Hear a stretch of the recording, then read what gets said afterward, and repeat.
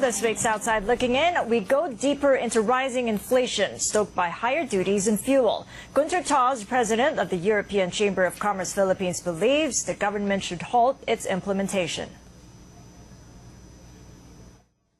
Philippine inflation continues its upward trend amid the implementation of the first tax reform law. In April, it reached 4.5%, breaching the government's target for the second straight month. Several consumer groups assert the higher duties on fuel stoke prices of basic goods. Gunter Taws, president of the European Chamber of Commerce Philippines, says foreign investors are concerned over increasing pump prices.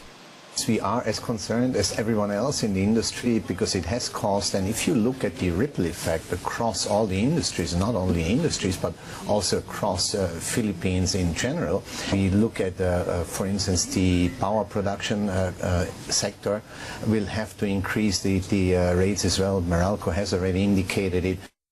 Simon Shen, CEO of Taiwanese manufacturing firm NKG, shares the same problem.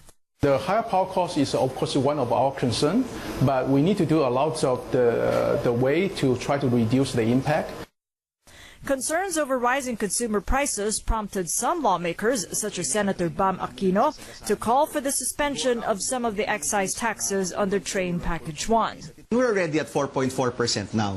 Yung Bangko Sentral, nagsabi na sila na yung forecast will be at 4.6%.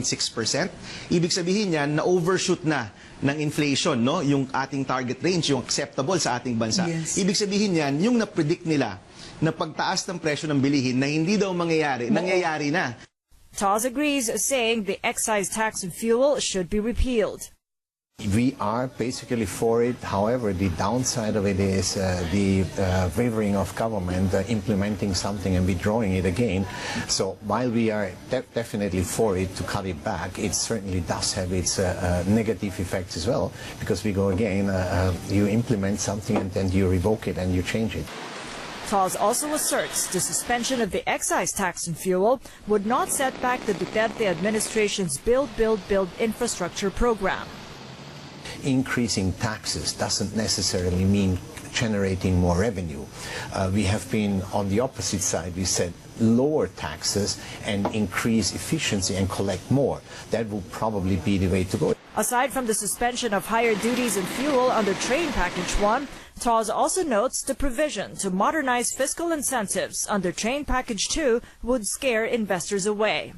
Revoking of incentives, we have voiced that out very loud and clear, is certainly not the way to verbalize that the Philippines is here and open to do business. Meanwhile, the Finance Department maintains modernization of fiscal incentives would level the playing field for all businesses.